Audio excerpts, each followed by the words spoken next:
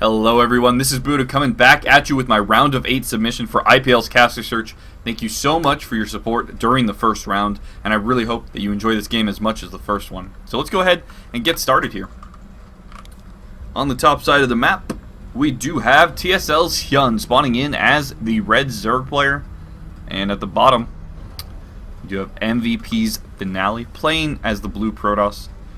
The map here is GSL Atlantis Spaceship, one of the largest maps in GSL history. There, of course, is a very normal choke at the natural. Third can be very hard to take, very separated from the natural. A lot of open space over here. And we are going to see a Forge fast expand come out of Finale. Very, very standard. About these players, Finale actually got dropped into Code A this season from Code S. Did not make it out of his round of 32 group, whereas Hyun did, and he's actually in the top 16 here. For Code S. Looks like Hyun's going to do a little bit of an extractor trick.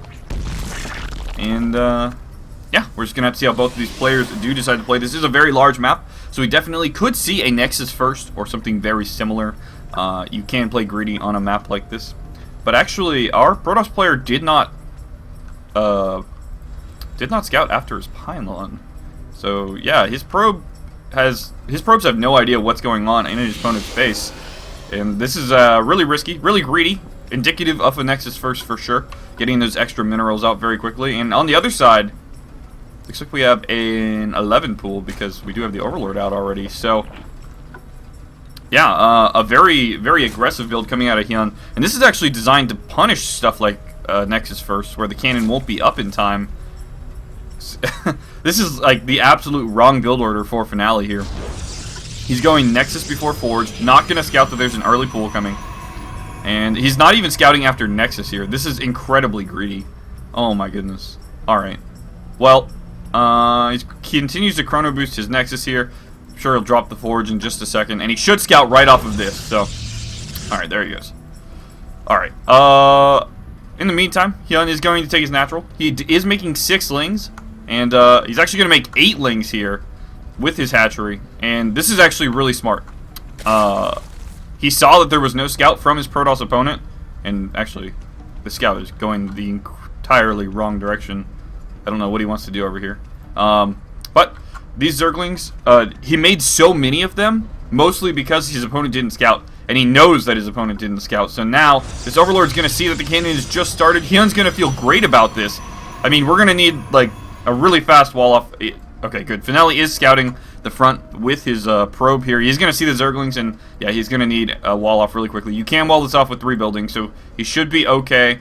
The wall off goes down, and, well, the Zerglings targeted immediately here.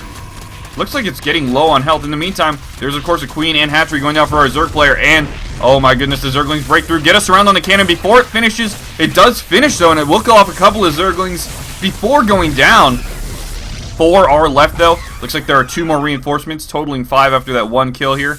And a Zealot on the way needs to restart that cannon. Does so immediately. And Hyun, this is going to be so annoying for Finale. There are 5 Zerglings in his main. These probes are going to have to be microed meticulously to make sure that not a ton of them die or anything. This is very, very bad for Finale. Hyun's going to have complete control over what tech his opponent has. It looks like a gas is going to go down at the natural. Just 1 gas, not 2. And that might be because another probe goes down. That might be because Finale, of course, has to pull off probes to stop these Zerglings, and it'll delay his mining. And he wants to get those extra minerals out to make up for that lost time that his drones are not mining, chasing the Zerglings around. So first gas gets filled, and let's take a look at Hyun's vision here. He is taking a 3rd base over here on the right-hand side of the map, and it actually looks like we have a pylon and probe over here, so there might be a little bit of a cannon rush.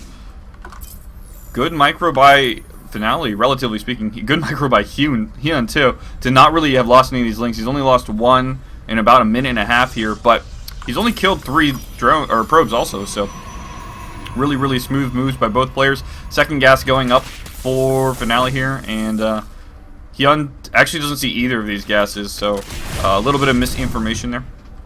He should be running around and trying to scout out exactly what's going on. Looks like a cannon was canceled over here. Hyun scouting that out with Zerglings very, very intelligently. And Warp Gate finally gets started at the 6 minute and 30 second mark. Now, the Chrono Boost is really low here for our Protoss player. He's taking 4 gases. Hyun knows about all 4 of them now. And he sees that the Chrono Boost is going down on these Nexuses. He knows that probes are being Chrono Boosted out. Not tech, not an early Warp Gate attack or anything like that. And on Hyun's side, we actually have absolutely no tech at all. Just 2 Evo Chambers, no Roach Warren. He's not trying to get his gases out as quickly as he can because he knows there's not a ton of aggression coming due to the Chrono Boost being used on the Nexuses all the time. We finally do see the tech, a robotics facility coming down for Finale, and it is really late. It's the 7:30 mark. That is incredibly late tech here. That's 30 seconds after you would start a Robo for an Immortal Sentry all in, and of course we only have 1 Sentry on its way right now, so very important for Hyun to have seen these Nexuses Chrono boosting themselves out.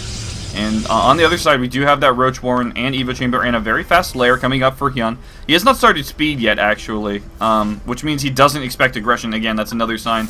A lot of times, if you are expecting aggression, you do go for that speed before lair, just so you have the extra mobility from Lings and they can be actually efficient. Twilight Counselor goes up to follow up that Robo.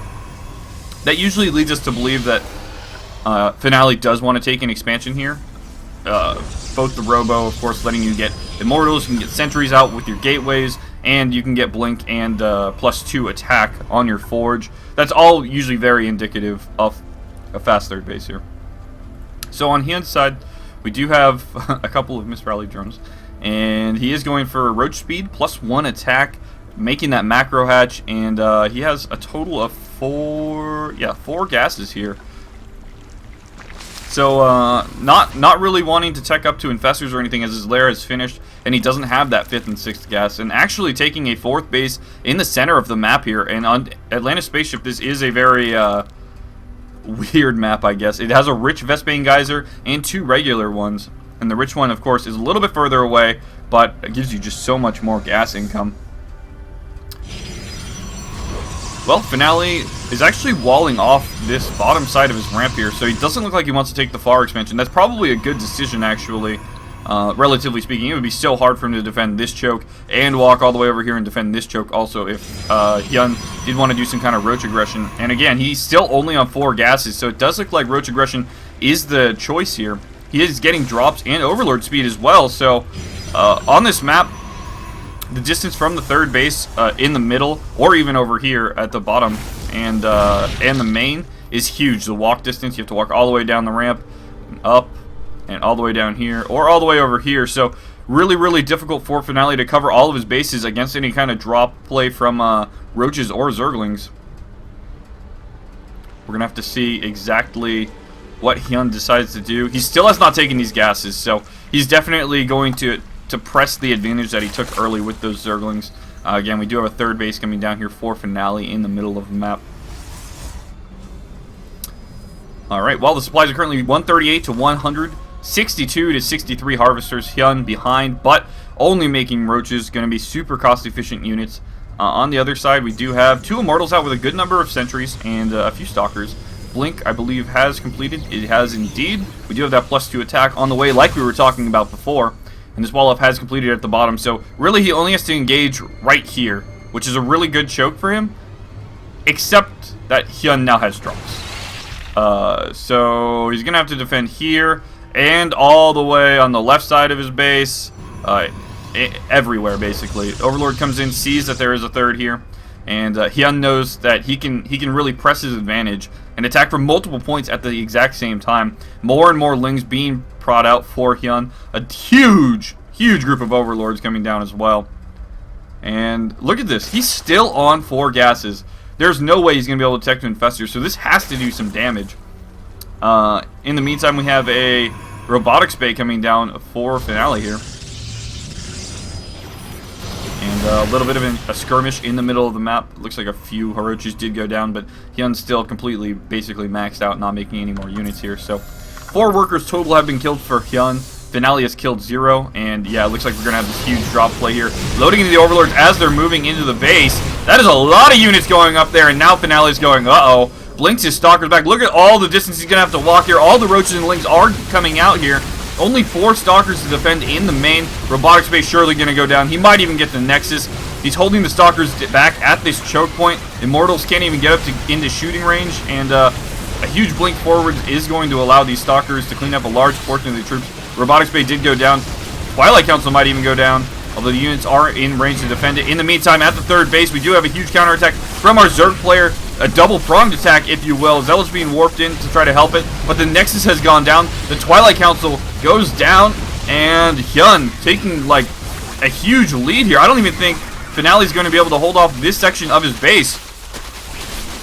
Yeah, no, there is no way. There's only 4 Zealots here. Where's the rest of the army? Coming up the backside, but it is way too late.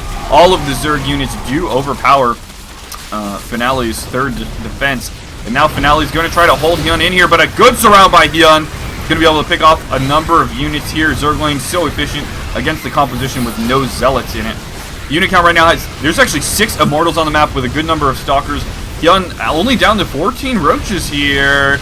Actually now down to 10, and his production only has 7 in queue with an Infestation Pit on the way. So that lack of drones is really starting to get to him. Now making, 27 Roaches at a time. Alright. That money coming back a little bit better, but he's got to stall out. He can't attack right here in the middle of the map against all of these Immortals. He's got to fall back, maybe even sack this base right here. He knows he's got his opponent in a terrible position.